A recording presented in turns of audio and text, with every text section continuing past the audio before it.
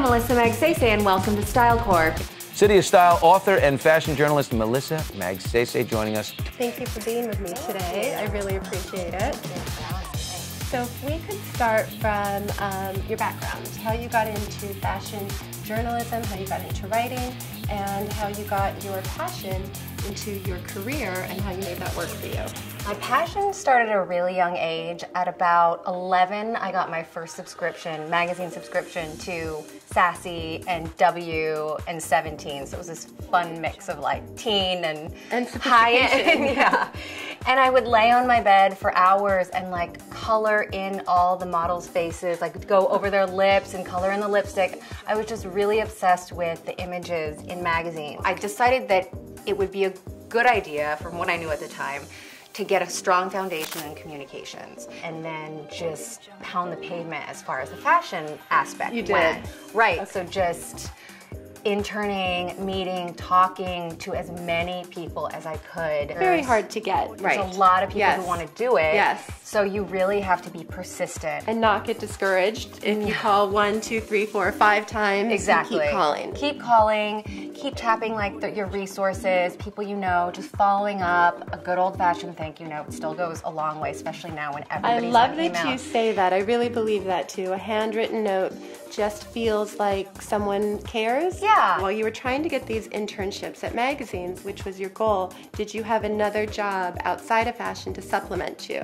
When I arrived at New York, there was this club in New York in Chelsea called Lot 61 on the West Side Highway. I remember it. Yeah. So I was the Friday night, Saturday night door girl, whatever. So it was an amazing opportunity because the people who were coming in and out of there were like New York's art and fashion crowd. Right. So you've really worked your way through the fashion business. Right. And that was a good way too, because I still didn't know exactly. I thought I wanted to be a stylist, but I had this writing background and I was really passionate about writing. So you started writing when you were in California. You made the decision to move from New York to California. Right. So I made the decision to move here.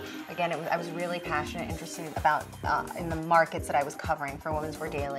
So I would style all the photo shoots. I was in the market all the time, finding out what trends were going on. I was at all the trade shows. Like, wait, do you write or do you style? And I was like, I do both. I want to do both. I'm passionate about both. I love publishing, I love communicating, I love storytelling, and I think there's a lot of different ways to tell a story. I would just be in my car and like see all these girls in like super short shorts and knee-high Ugg boots, like just like kind of things I would see on the street. I'd be like, what's that? It's about being curious as well. I think that's a really big tip for anyone who wants to be a writer or journalist is your mind, it just always has to be curious and like whatever kind of piques it, maybe do a little research on it, and you never know what's sort of behind that. How did you get to the point where you were brave enough to write your own book? Well, you know, I'd been in LA for about 7 years at that point. I just was out and about and I'd see how girls out here were translating trends. The way they were doing it out here was so unique. I mean, I think there's just this confluence of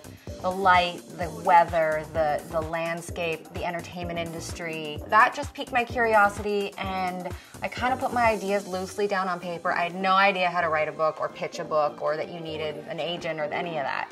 I literally just wrote my thoughts down on paper, and I kind of had this like loose vision of what it would be. So my book is a look at sort of the subcultures and style tribes of Los Angeles. Skaters, surfers, rockers, there's chola style, bohemian, and then how those styles have affected the world as a whole. If my viewers want to find out more about you, how can we find you?